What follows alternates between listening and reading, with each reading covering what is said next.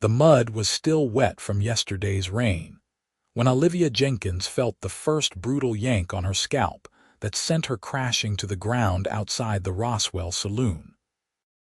The New Mexico sun beat down mercilessly on that September afternoon in 1881, and the dusty street had transformed into a slick mess of brown sludge that now coated her dress as Frank Garrison dragged her by her hair through the mire. She screamed, her fingers clawing at his grip, her body sliding helplessly through the filth as onlookers gathered but did nothing. The pain was blinding, electric shocks radiating from her scalp down her spine, and she could taste dirt mixed with blood from where her lip had split against the ground. Frank was shouting something about money, about her father's debts, about how the Jenkins family owed him everything, but his words barely registered over the roaring in her ears and the burning humiliation of being treated like an animal in the middle of town. Then, suddenly, the pulling stopped. Olivia gasped for air, her hands still tangled in her own hair, mud covering her face and filling her mouth. Through blurred vision, she saw a tall figure in a worn leather vest and dusty chaps pull Frank backward with such force that the man stumbled. The cowboy moved with practiced precision, and before Frank could even raise his fists, a single devastating punch connected with his jaw. The crack echoed down the street like a gunshot. Frank Garrison dropped like a stone, his body hitting the mud with a wet thud, unconscious before he even knew what happened. His jaw hung at an unnatural angle, clearly broken.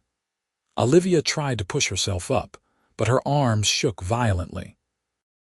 Strong hands, surprisingly gentle, helped her to sitting, then to standing. She looked up into the face of her rescuer and found herself staring into the most striking blue eyes she had ever seen. They were the color of the sky just after dawn, clear and intense, set in a weathered face that spoke of long days under the sun and hard nights on the trail. He had dark hair that curled slightly at his collar beneath his hat, a strong jaw shadowed with stubble, and a concerned expression that made something in her chest tighten unexpectedly. "You all right, miss?" His voice was deep and rough, like gravel rolling in a stream, but there was genuine worry in it. Olivia nodded, then shook her head, then nodded again, unsure of anything except that she was covered in mud and her head felt like it might split open. "I think so," she managed, her voice trembling. "Let me get you somewhere you can clean up. Doc Morgan's office is just down the street." He kept one hand on her elbow, steadying her, and she was grateful because her legs felt like water. "Who are you?" she asked, trying to wipe mud from her face with equally muddy hands. "Warren Ashford." "I just rode in about an hour ago, looking for work." He glanced back at Frank's prone form, where several men were now gathering. "Guess I found some excitement first." Warren guided her past the growing crowd, ignoring the whispers and stares. Olivia's humiliation burned hotter than the sun above them, but his presence beside her, solid and unwavering, gave her something to focus on besides the shame. Her dress was ruined, her hair was a tangled mess of mud and debris, and she probably looked like something dragged behind a wagon for miles. Yet when she dared to glance up at Warren Ashford, she found no disgust or pity in his expression, only that same steady concern.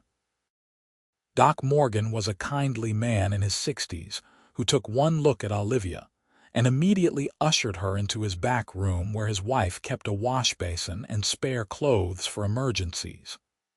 "Mrs. Morgan fussed over her like a mother hen, helping her out of the destroyed dress and into a simple but clean cotton one, washing the mud from her hair and face with warm water and gentle hands. The older woman made sympathetic noises as she worked, occasionally muttering unflattering things about Frank Garrison under her breath.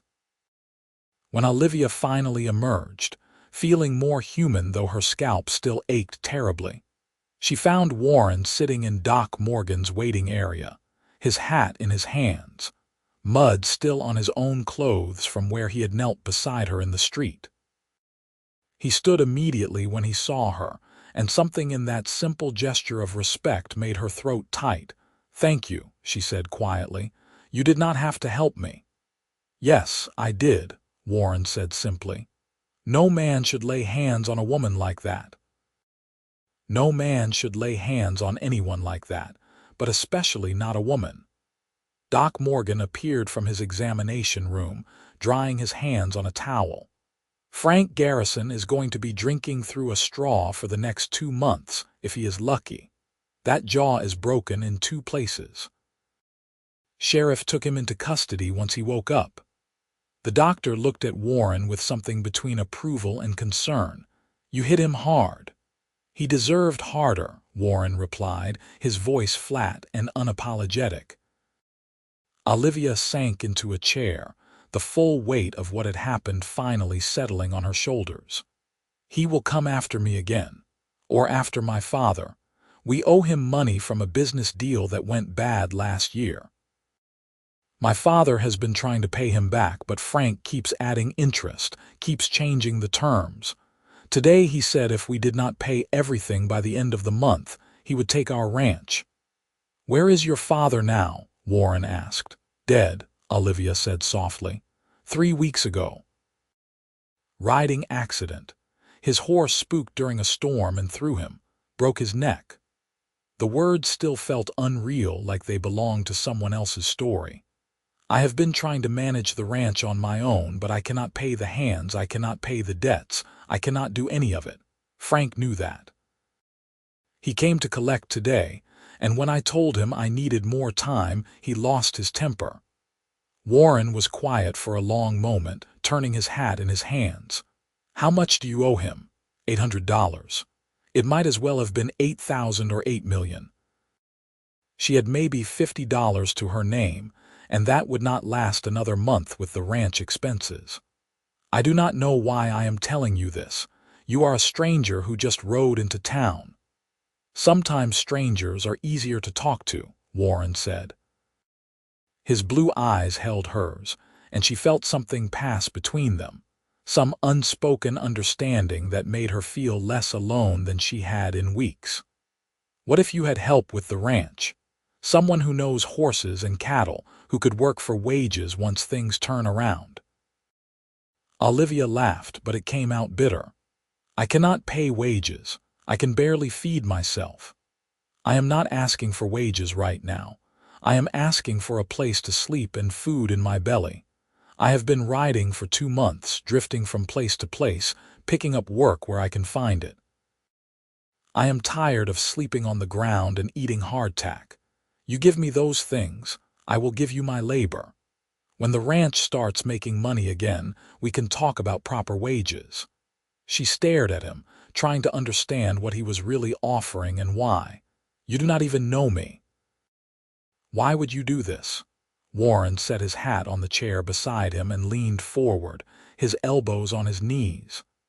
"About 5 years ago, I watched my mother get beaten by a man who claimed she owed him money. I was 16, too small and too scared to stop him. By the time I grew big enough and brave enough to do something about it, she was already dead from years of that treatment.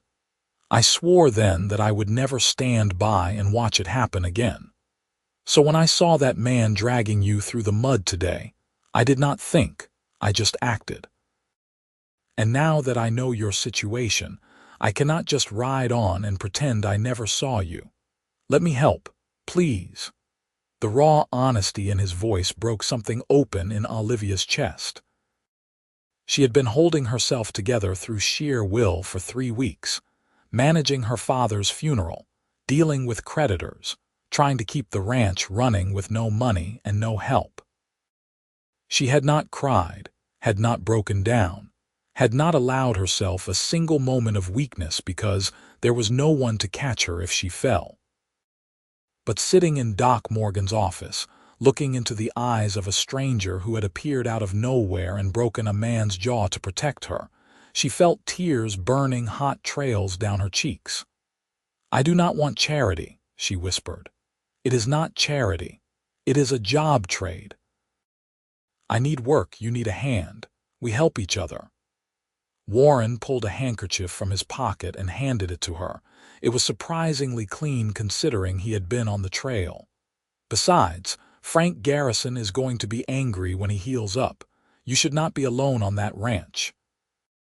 That was true, and it scared her more than she wanted to admit. "All right," Olivia said finally, wiping her eyes. "The ranch is about 3 miles north of town. It is not much, just a small house and a barn, maybe 40 head of cattle and a dozen horses. Most of the hands left after my father died because I could not pay them. There is just me and an older man named Lewis, who stayed on because he has nowhere else to go." "Then tomorrow morning, Lewis will have help," Warren said. And the way he said it, with such quiet certainty, made Olivia believe things might actually be all right. She rode back to the ranch that evening in the wagon Warren had borrowed from the livery, her body aching and her mind racing.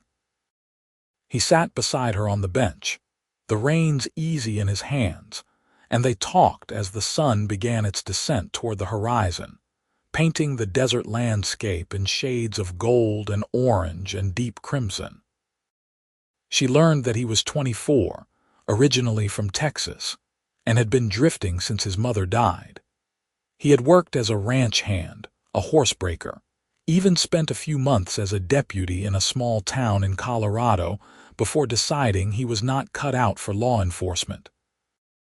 He read whenever he could get his hands on books, preferred coffee black, and had a deep-seated hatred of injustice that colored every story he told. Olivia found herself talking more freely than she had with anyone in months. She told him about growing up on the ranch, about her mother who had died of fever when Olivia was 12, about her father who had been a good man but a poor businessman, too trusting and too generous for his own good. She was 22, had gone to a boarding school in Santa Fe for 2 years before her father needed her back at the ranch, and had been helping him manage things ever since. She loved the land, loved the horses especially, but had no illusions about how hard the life was. When they arrived at the ranch as twilight deepened into night, Lewis came out of the barn with a lantern held high and a suspicious expression that melted into surprise when Olivia explained what had happened and who Warren was. Lewis was 63, had worked for the Jenkins family for 20 years, and regarded Olivia like a daughter. He shook Warren's hand with the grip of a man who had spent his life working with horses and rope, assessing him with shrewd, dark eyes. "You broke Frank Garrison's jaw?" Lewis asked. "In 2 places," Warren confirmed. Lewis grunted, something that might have been approval. "Good. That man is a snake. Welcome to the ranch, Warren Ashford. I hope you know what you are getting yourself into." Over the following days, Warren proved himself to be everything he had claimed and more. He worked from dawn until dusk without complaint, mending fences, breaking 2 young horses that had been left wild, helping Lewis repair the barn roof that had been damaged in a storm weeks ago. He moved with the easy confidence of someone who had done this work his whole life, and Olivia found herself watching him more often than she probably should. There was something about the way he handled the horses, gentle but firm, talking to them in that low, rough voice, that made her heart do strange things in her chest. On the 4th evening, they sat on the porch after supper, the 3 of them, watching the stars emerge one by one in the vast New Mexico sky. Lewis had gone inside to bed, leaving Warren and Olivia alone in the comfortable silence that had developed between them. She was mending a shirt by lamplight, and he was working leather oil into his boots, and the domesticity of it felt both strange and perfectly natural. "Tell me something true," Olivia said suddenly, not sure where the words came from. Warren looked up from his boots, his face half-shadowed in the lamplight. "What do you mean? Something real? Something you do not tell most people?" She set down her mending and met his eyes. "I feel like I have known you much longer than 4 days, and I do not even know why. So tell me something true." He was quiet for so long she thought he might not answer. Then he said, "I am afraid I will end up like my father. He was a mean drunk who beat my mother and never had a kind word for anyone. I do not drink because I am terrified that I will become him. And sometimes when I get angry, really angry, I feel something dark inside me and I worry that it is his blood, his violence, just waiting to come out." The vulnerability in his confession made Olivia's chest ache. "You are not him," she said firmly. "You are nothing like him. A man like that would not have stopped to help a stranger, would not have offered to work for food and a roof when he could have just ridden on. You are good, Warren, I can see it. How can you be sure?" His voice was barely above a whisper. "Because I see how gentle you are with the horses. How you never lose your patience, even when that roan mare tried to bite you 3 times yesterday. I see how you treat Lewis with respect, asking his opinion instead of just telling him what to do. I see how you fixed the porch step without being asked because you noticed I was careful not to step on it. Good men do those things without thinking. Bad men would not even notice." She paused, then added softly, "Something true about me. I am terrified every single day that I am going to lose this ranch, that everything my parents worked for will disappear because I am not strong enough or smart enough to save it. And I am so tired of being afraid." Warren set aside his boots and moved closer, sitting on the porch step below her chair so he could look up at her face. "You are one of the strongest people I have ever met, Olivia Jenkins. You buried your father and stepped up to run this ranch alone. You faced down Frank Garrison even though you knew he could hurt you. You are still fighting when most people would have given up. That is not weakness. That is courage." She wanted to believe him. Looking into those blue eyes, she almost did. "I am glad you were in Roswell that day," she whispered. "I am glad you stopped him." "So am I," Warren said, and his hand found hers where it rested on her knee. His palm was rough with calluses, warm and solid, and when his fingers curled around hers, she felt something settle in her chest, some piece clicking into place that she had not known was missing. They sat like that until the stars wheeled overhead, and the desert night grew cold, hands linked, neither wanting to break the moment. When they finally went inside, Olivia to her room and Warren to the small bunkhouse he shared with Lewis, she lay awake for hours, her hand still tingling where he had held it, her heart beating a rhythm that sounded suspiciously like his name. The days blurred together in a pattern of hard work and stolen moments. Warren would catch her eye across the corral and smile, and she would feel warmth spread through her despite the autumn chill that was beginning to creep into the mornings. They talked while working side by side, conversations flowing as easily as water, covering everything from philosophy to favorite foods to dreams they had never spoken aloud before. Lewis watched them with knowing eyes but said nothing, just hummed old songs while he worked and occasionally smiled to himself. 3 weeks after Warren arrived, a stranger rode up to the ranch just after noon. He was well dressed in a city suit that looked absurd against the backdrop of the desert, and he carried himself with the self-importance of someone used to being obeyed. Olivia was in the barn grooming one of the horses when she heard voices and came out to find Warren standing between the stranger and the house, his posture deceptively relaxed but his hand resting on the gun at his hip. "Can I help you?" Olivia called, walking over quickly. The stranger turned to her with a smile that did not reach his eyes. "Miss Jenkins, I presume? My name is Harold Winters. I am a land speculator from Santa Fe. I have come to make you an offer on your property." "The ranch is not for sale," Olivia said immediately. "I think you should hear my offer before deciding. I am prepared to give you $3,000, cash, today. That would be enough to pay off your debts to Frank Garrison and leave you with a comfortable sum to start over somewhere else, perhaps somewhere more suitable for a young woman alone." His tone was patronizing, and Olivia felt her temper flare. "I said it is not for sale, Mr. Winters. This is my home.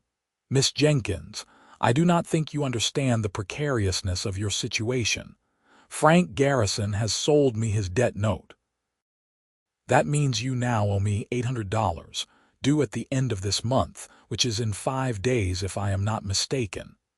I am willing to forgive that debt entirely if you sell me the ranch. Otherwise, I will have no choice but to foreclose. Either way, I will own this land. I am simply trying to make it easier for you." Olivia felt the ground shift beneath her feet. "Frank sold you the debt. He cannot do that. He can, and he did. I have the papers right here." Winters pulled documents from his jacket and held them out. "It is all legal, I assure you." Warren took the papers before Olivia could reach for them, scanning them quickly. His jaw tightened as he read, and she knew without asking that Winters was telling the truth. "When did Frank sell you this debt?" Warren asked, his voice dangerously quiet. "Yesterday. He came to me with the offer, said he needed cash immediately, something about medical expenses." Winters smiled coldly.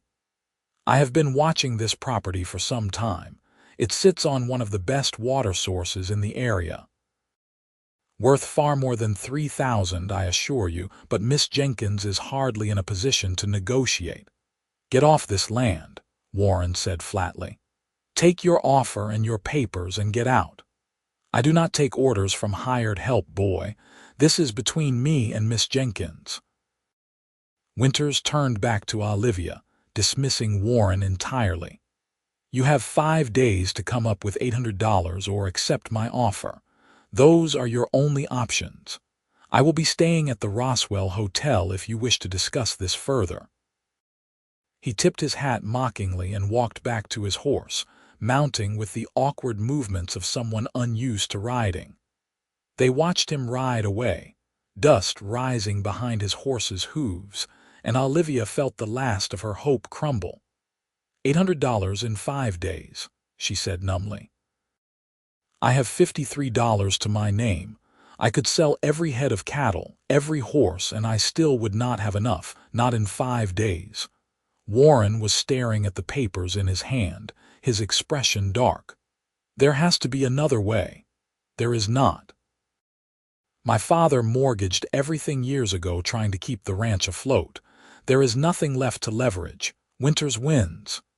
She turned away, not wanting him to see her cry, but he caught her arm gently.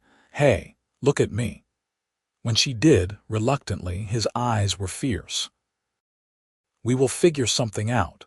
I promise you, Olivia, you are not losing this ranch." "You cannot promise that.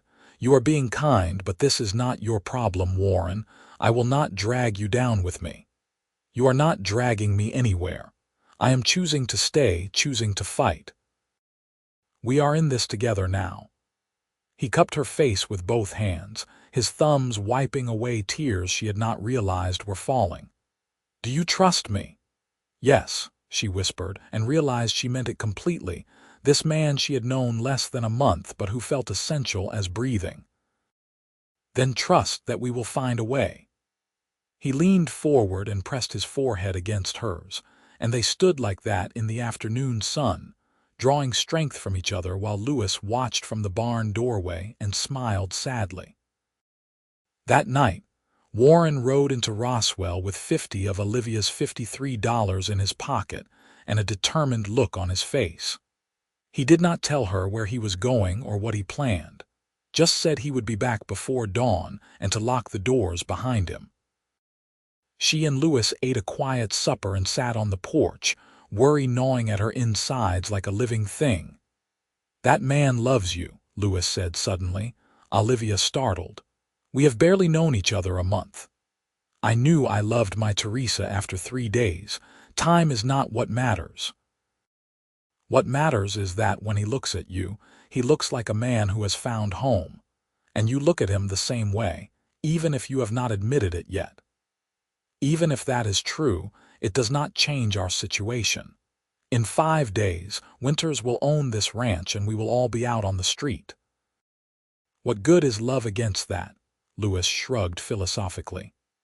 Love is the only thing that matters against that. Money comes and goes. Land can be lost and found. But finding someone who will stand beside you, who will fight for you, that is rare. Do not waste it worrying about things that have not happened yet. Olivia thought about his words long after they went inside, lying in her bed and staring at the ceiling. Somewhere in the past weeks, Warren Ashford had become the first thing she thought of when she woke, and the last thing she thought of before sleep. The way he laughed, rare but genuine, like sunlight breaking through clouds. The way he listened when she talked, really listened, as if her words mattered more than anything else in the world. The way he had held her hand on the porch, his touch careful and reverent, as if she were something precious. She was in love with him. The realization should have been frightening, but instead it felt like relief, like admitting something she had been trying to ignore. She loved Warren Ashford with his haunted eyes and gentle hands and fierce protectiveness. She loved him, and in 5 days, she would lose everything including the chance to see where that love might lead. Warren returned just before dawn, as promised, riding into the yard as the sky turned from black to deep purple. Olivia had not slept, had been watching from the window for hours, and she ran out to meet him still in her nightgown with a shawl thrown over her shoulders. He dismounted quickly, and she saw that he was not alone. 3 men rode behind him, rough-looking cowboys with hard eyes and harder reputations. Olivia Jenkins, these are some old friends of mine. That is Jake Morrison, Pete Calhoun, and Sam Torres. They have agreed to help us with a little problem. Warren's eyes were bright with something that might have been excitement or might have been madness. Help us how? Olivia asked warily, looking at the 3 strangers. We are going to make some money, Warren said. There is a poker game in Santa Fe that runs every month, high stakes, where the rich men from back east come to throw their money around and feel like they are rough frontier types. The buy-in is $50, and the pots regularly run into the thousands. I am going to play, and these boys are going to watch my back. Warren, no, gambling is not the answer. What if you lose? I will not lose. I am good at poker, Olivia, really good. It is how I survived most of the past 2 years. He took her hands in his grip warm and steady. I know it is a risk, but it is the only way to make that much money that fast. Give me a chance. Let me do this for you, for us. The word us made her heart stutter. And if something goes wrong, these high-stakes games, they can be dangerous. Men have been killed over less. That is why I have backup. Jake, Pete, and Sam have ridden with me before. They will make sure everything stays honest and everyone stays safe. I will be back tomorrow night with enough money to pay off Winters and have some left over to get the ranch back on solid ground. You have to trust me. She wanted to argue, wanted to tell him it was too risky, but looking into his eyes, she saw the determination there and knew he would go whether she agreed or not. Promise me you will be careful. Promise me you will come back. I promise, Warren said, and then he did something that shocked them both. He leaned down and kissed her soft and quick, his lips barely brushing hers before he pulled back. I will come back to you, Olivia. I swear it. Then he was mounting his horse again, and the 4 men were riding out, leaving her standing in the yard in her nightgown as the sun broke over the horizon. She pressed her fingers to her lips, still feeling the ghost of his kiss, and prayed to every saint she could remember that he would keep his promise. The next day and a half were torture. Olivia tried to work, to keep herself busy, but every sound made her look up expecting to see riders. Louis tried to distract her with stories and jokes, but nothing could ease the knot of anxiety in her stomach. She lay awake all of the second night, watching the stars through her window and wondering if Warren was all right, if he was winning, if he was even still alive. He rode in just after sunset on the second day, alone, and Olivia's heart nearly stopped until she saw him wave. She ran down from the porch as he dismounted, and he caught her up in his arms, spinning her around with a whoop of triumph. "We did it, Olivia, we did it."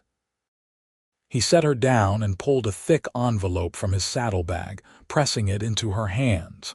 "Count it." With shaking fingers, she opened the envelope and stared at the stack of bills inside. She counted once, then twice, then a third time because she could not believe what she was seeing. "This is almost $1,500. $1,540, to be exact. $800 to pay off Winters and the rest to get the ranch running proper again.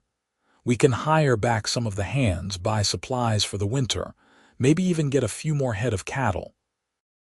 Warren was grinning, his exhaustion evident in the lines around his eyes, but his joy impossible to contain.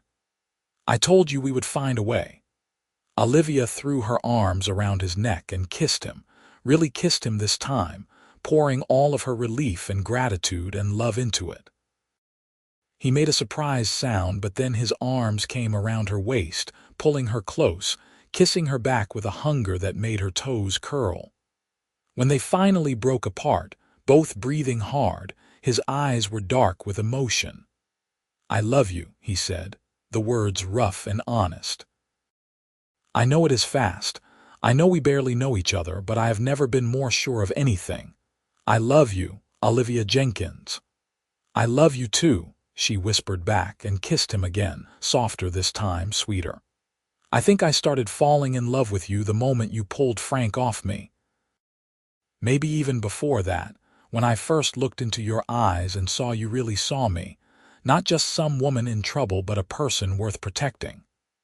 They stood there in the fading light, holding each other, until Louis cleared his throat loudly from the porch. "Are you two going to kiss all night, or should I start cooking a celebration supper?" Laughing, they pulled apart, but Warren kept his arm around Olivia's waist as they walked toward the house. That night, they celebrated with a meal that felt like a feast, the three of them talking and laughing around the table. And for the first time since her father died, Olivia felt like things might actually be all right. The next morning, she and Warren rode into Roswell together to deal with Harold Winters. They found him at the hotel, sitting in the restaurant eating breakfast as if he did not have a care in the world. His expression when they approached was smug until Olivia dropped the envelope on his table. $800, as agreed. I assume this settles my debt." Winters stared at the money, his face going through several interesting shades of red and purple. "Where did you get this?" "That is none of your concern.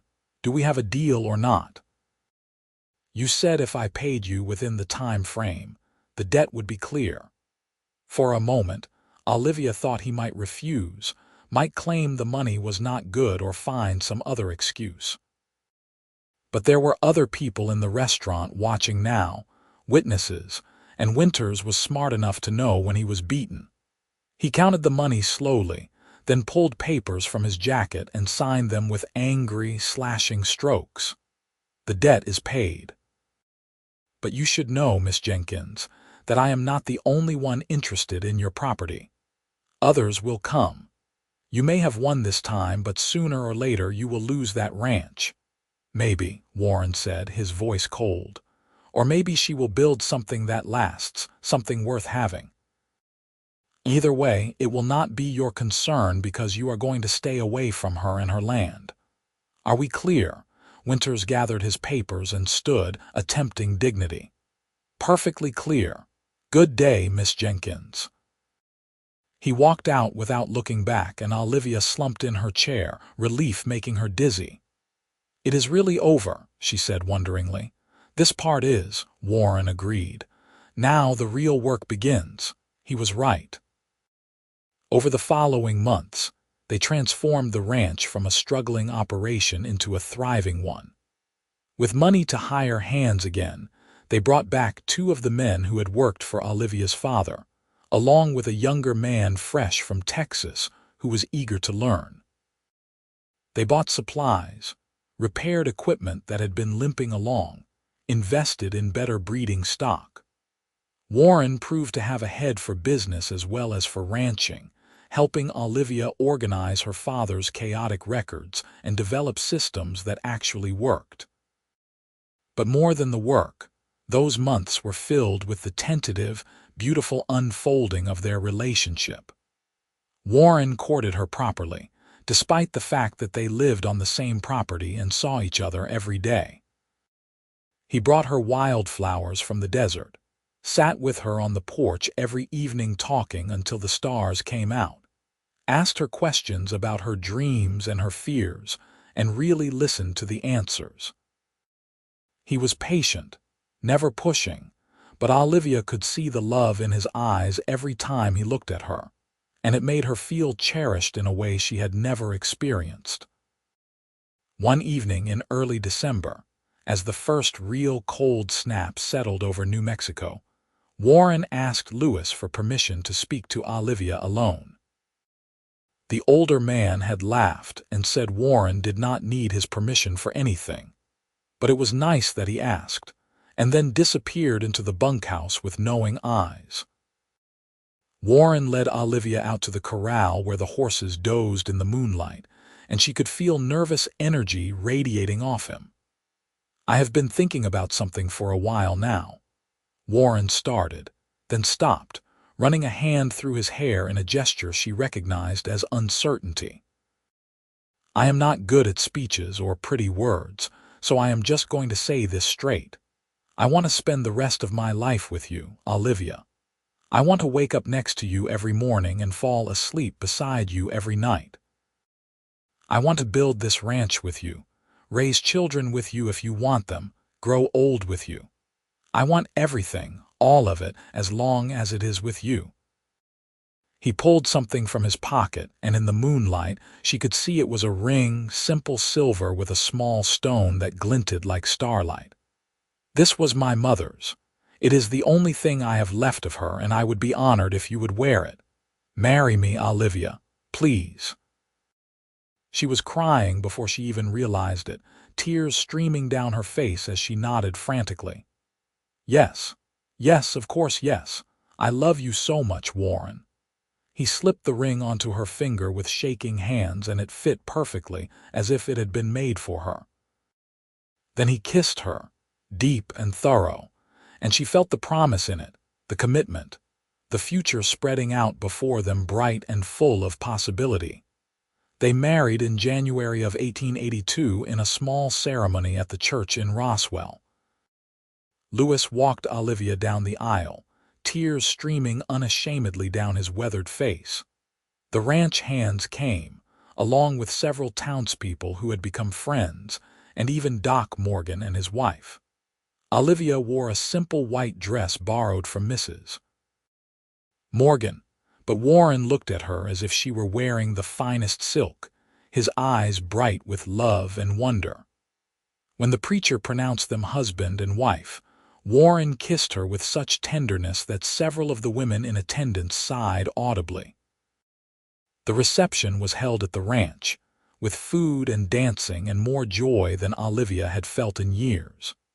She danced with her new husband under the stars, his arms strong around her, his voice rough in her ear as he whispered all the things he loved about her. Later, after everyone had gone home or to bed, they lay together in the room that was now theirs, learning each other in the darkness, their love expressed in touches and whispered words, and the profound intimacy of 2 people becoming one. Life settled into a rhythm over the following year.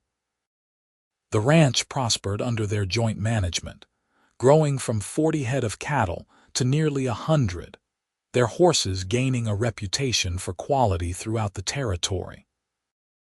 Warren proved to be not just a skilled rancher but a natural leader, earning the respect of the hands through hard work and fair dealing.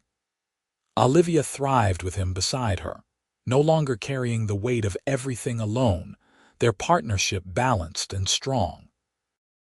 In the fall of 1882, Olivia discovered she was pregnant. She told Warren one evening on their beloved porch, watching his face transform from confusion to understanding to absolute radiant joy. He pulled her into his lap, holding her as if she were made of glass, his hand splayed protectively over her still flat stomach. "A baby," he kept saying, wonder in his voice. "We are going to have a baby." "Are you happy?" she asked, though she could see the answer in his eyes. Happy does not even begin to cover it. Terrified, amazed, grateful, all of those things at once, but mostly just so full of love I do not know how my heart is holding it all. He kissed her softly. "Thank you for loving me, for marrying me, for giving me a family. You have given me everything I never knew I needed." Their son was born in May of 1883, a healthy baby with his father's blue eyes and a powerful set of lungs. They named him William, after Warren's grandfather, who had been the one kind person in his childhood. Warren held his son with tears streaming down his face, looking between the baby and Olivia with such profound love that she felt her heart might burst. "I promise I will be better than my father," Warren said softly, his finger stroking William's tiny cheek. "I promise I will love you both every day of my life. I promise I will build something good, something worth having, something this boy can be proud of." "I know you will," Olivia said. "You already are." Louis was a doting grandfather figure, constantly offering to hold the baby or watch him so Warren and Olivia could have time alone. The ranch hands treated William like a mascot, their rough voices going soft whenever they spoke to him. The baby seemed to bring joy to everyone who met him, his sunny disposition and ready smile lighting up the ranch house. When William was 2, Olivia became pregnant again, and this time they had a daughter they named Clara. She had Olivia's auburn hair and Warren's stubborn determination, evident even as an infant when she would refuse to sleep until she was good and ready. Warren was completely wrapped around her tiny finger from the moment she was born, and watching him with their children, patient and loving and present in a way his own father never was, made Olivia fall in love with him all over again every day. The years passed in a blur of work and laughter and love. They expanded the ranch, built a larger house with room for their growing family, and for Louis, who was getting older but refused to retire. They hired more hands, bought better equipment, became one of the most successful ranches in the territory. But more than the success, what mattered was the life they built together. On summer evenings, they would sit on the porch, the same porch where they had first held hands and first kissed and first admitted their love, watching their children play in the yard. Warren would reach for Olivia's hand, their fingers linking as naturally as breathing, and she would lean against his shoulder, feeling his warmth and solidity and presence beside her.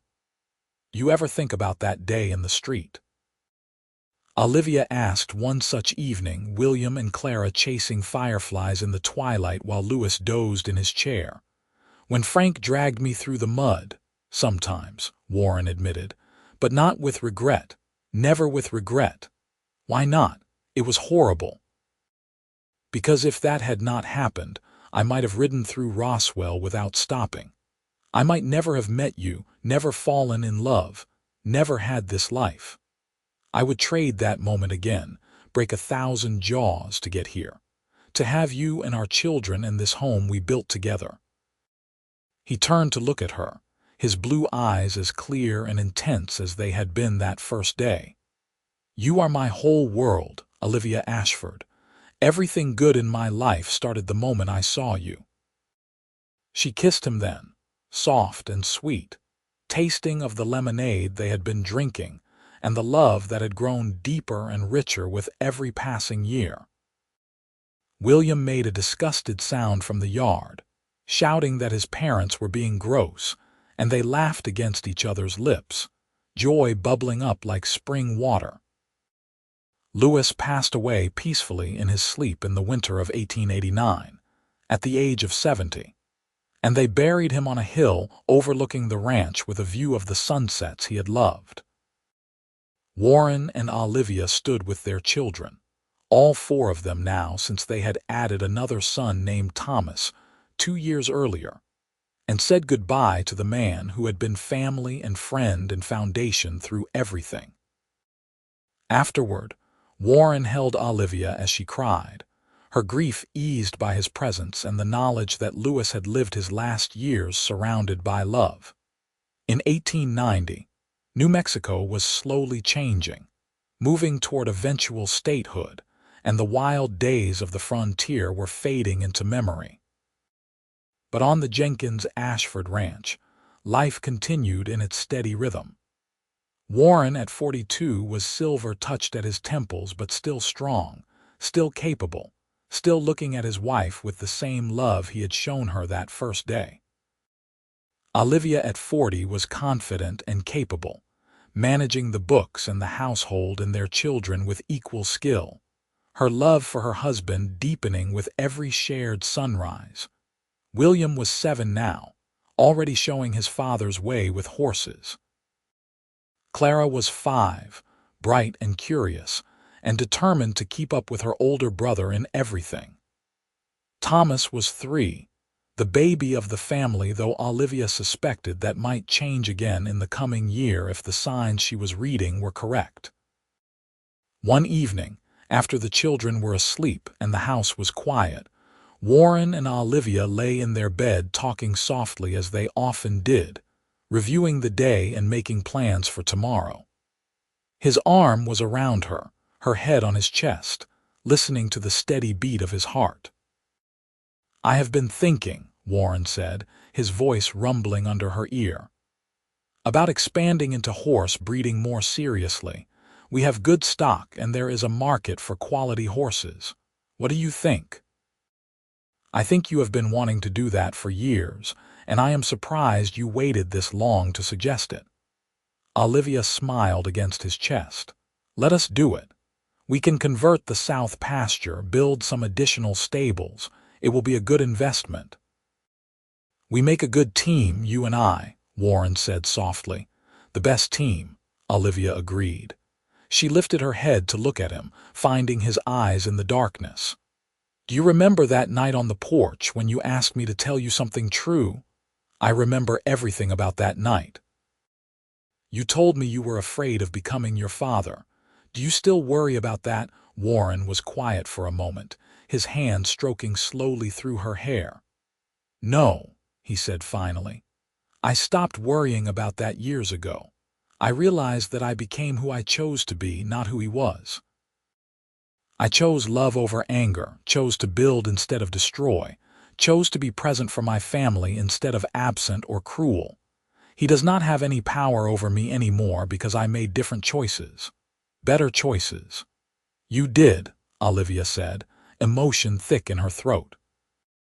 "You are the best man I have ever known, Warren Ashford. The best husband, the best father, the best partner. I am so grateful for that day in Roswell, for you stopping to help a stranger, for every choice that led us here." "I love you," Warren said, cupping her face and kissing her with all the tenderness and passion of their 9 years together. "I will love you until my last breath and beyond. And I love you," Olivia whispered back. "Always." They made love slowly, tenderly, celebrating the life they had built and the love that sustained them through everything. Afterward, Olivia lay in his arms and thought about the girl she had been that day in the mud, frightened and alone and hopeless. She wished she could go back and tell that girl that everything would be all right, that the man pulling her attacker away would become her whole world, that the mud and pain and fear would transform into this beautiful life, full of love and children and purpose.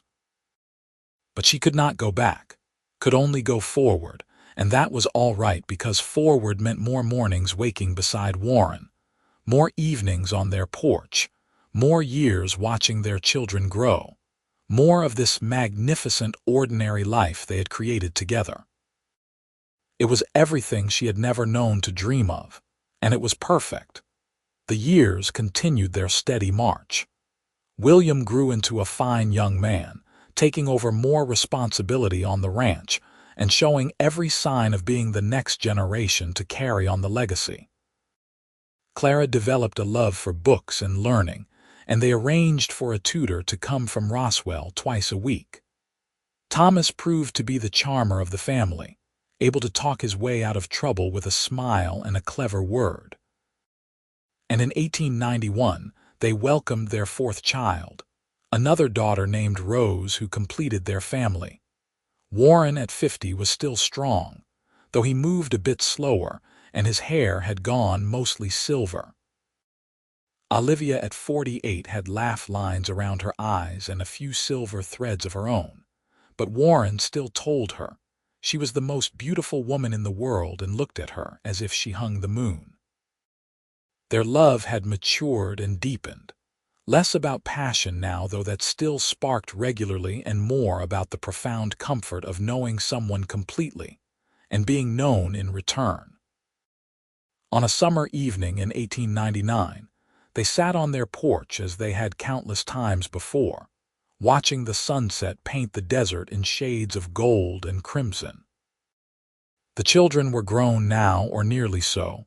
William 26, and married himself with a baby on the way, Clara 21, and engaged to a schoolteacher from Santa Fe, Thomas 19, and talking about studying law, Rose 8, and still their baby, though she would bristle at being called that.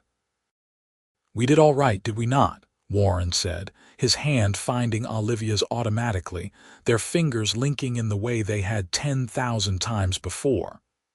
"We did more than all right," Olivia said. "We built something beautiful. A family, a home, a life worth living. We started with nothing but mud and fear and somehow created this. Not somehow. We did it with love and hard work and stubbornness."